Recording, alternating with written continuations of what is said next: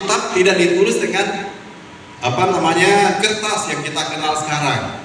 Nah, penulisan Alkitab pakai apa? Nah, yang pertama bahannya itu namanya papirus. Ya, papirus ya.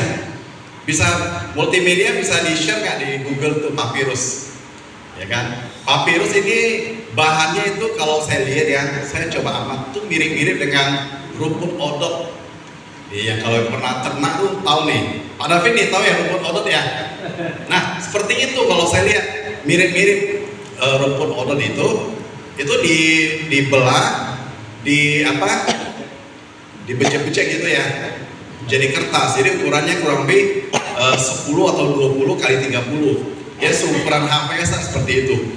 Nah, itu untuk menulis Alkitab zaman dulu. Dan semua dokumen itu ditulis pakai papirus namanya. Papirus ini ada di mana? Di Mesir dan Suria. Banyakkan di sana. Dia tumbuh di sekitar danau. Nah, bahan yang kedua namanya perkamen. Nah, perkamen ini apa? Perkamen ini adalah kulit domba atau kulit hewan. Diambil, ya kan? Ini lebih tahan lama perkamen ini, ditulis. Nah, pulpennya pakai apa? Gak seperti sekarang ya, tinggal dibeli toko buku ya, beli pulpen dong. Nah, ya seperti itu. Nah, zaman dulu pulpennya itu ada beberapa macam. Yang paling terkenal itu adalah batang alang-alang. Tahu alang-alang ya? Kita juga ada ya. Batang alang-alang diruncikan untuk jadi pena pulpennya. Nah, yang kedua adalah bulu burung. Bulu burung ditajamin ujungnya. Nah, ditulis belum bisa ya, tintanya nggak ada ya bro ya. Nah, tintanya pakai apa? Tintanya nggak ada yang jual.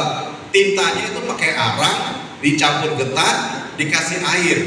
Nah, itulah yang dijadikan wadah untuk menulis. Ada juga dari lempengan tanah liat.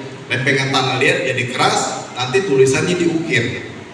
Ya, ribet sekali ya kalau zaman dulu ya. Kalau sekarang gampang ya, tinggal tulis, tinggal kita ketik kan di handphone ya, gampang sekali. Nah, itu adalah Alkitab yang ditulis aslinya seperti itu. Dan sampai hari ini salinannya banyak sekali. Nah, ada yang mengatakan Alkitab kita ini palsu. Banyak kan yang katakan gitu kan? Di sepupu kita banyak mengatakan Alkitab yang orang Kristen pakai ini sekarang palsu katanya. Nah, saya mau katakan gini, ada beberapa bukti, ya kan?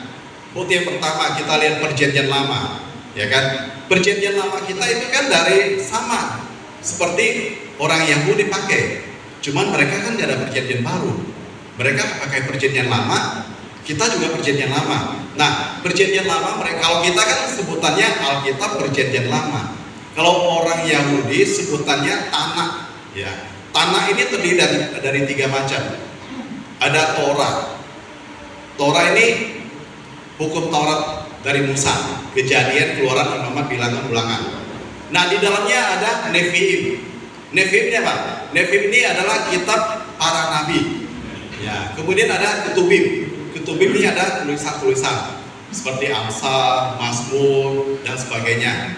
Nah, itu Alkitab atau kitab suci orang Yahudi.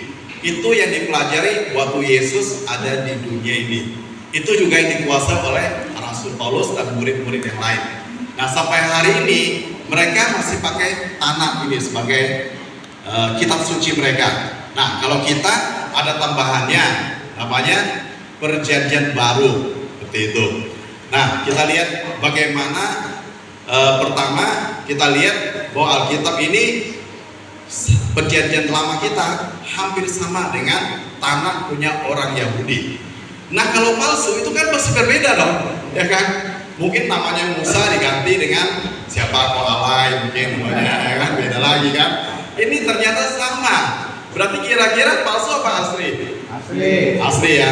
Kemudian memang tulisan yang pertama yang ditulis oleh para penulis saat itu sudah nggak ada. Kenapa nggak ada? Bayangin, 1400 tahun ditambah 2000 sampai hari ini hampir 3500 tahun. Nah, bagaimana mungkin papirus itu bisa bertahan? Ya kan, nggak bisa kan? Perkamen juga nggak bisa bertahan. Ternyata dari zaman dulu salinannya banyak. Saat ini salinan Alkitab Perjanjian Baru saja ada buktinya 5.800 bukti. Nah, boleh cari di Google nanti ya. Saya nggak terlalu panjang lebar sampaikan. Ada 5.800 salinan yang bisa kita compare satu dengan lain. Kita cocokin, benar nggak? Sama nggak nih? Kemudian tahun 1947 ditemukan gulungan kitab suci di Laut Mati. Dan setelah diteliti, itu sama dengan Alkitab yang kita pakai sekarang.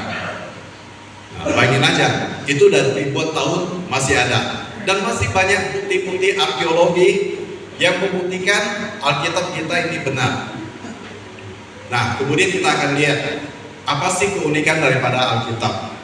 Ternyata Alkitab itu kitab yang mendahului zaman. Kenapa saya mengatakan mendahului zaman? Segala sesuatu yang belum terjadi sudah dinubuatkan oleh Alkitab, ya kan? Salah satunya seperti yang kita saksikan hari ini Timur Tengah. Itu kalau kita baca di Yeskiel 38 sampai 39 itu sudah tertulis. Ya, waktu itu waktu yang lalu saya pernah sampaikan tentang akhir zaman ya. Saya ambil Yeskiel 38 sampai 39. Itu sudah tertulis. Saya tidak akan ulang lagi karena panjang. Kalau mau sampaikan butuh satu sesi lagi. Nanti Bapak Ibu ulang bisa baca kembali 38, 39.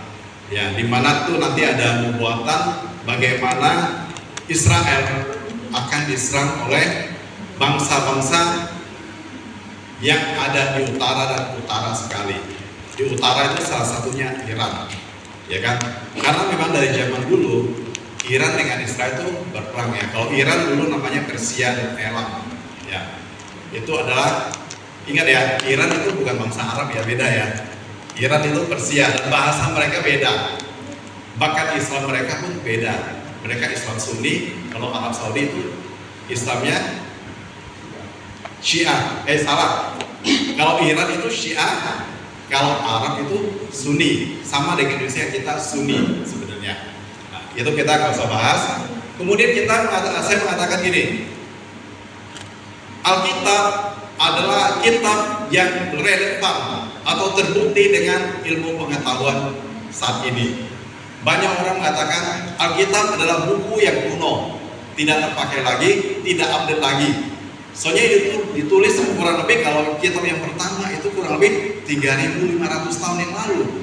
Bayangkan, sudah ribuan tahun. Banyak mengatakan itu buku kuno dan tidak relevan lagi atau tidak sesuai dengan zaman ini lagi.